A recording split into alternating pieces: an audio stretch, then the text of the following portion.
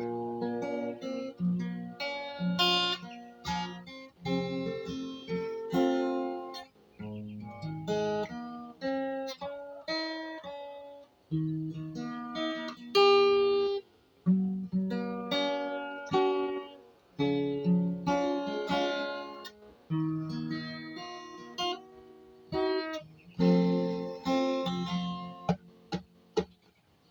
the dark desert highway, cold wind in my hair, warm smell of coletas rising up to the air.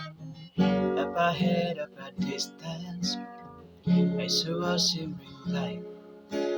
My head grew, my sight grew dim. I had to stop for the night. Nurses stood in the doorway. I heard the mission bells. So I was thinking to myself, this could be heaven or this could be hell. Then she lit up the candle.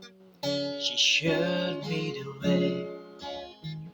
There were voices in the corridors. I thought I heard them say, welcome to the Hotel California.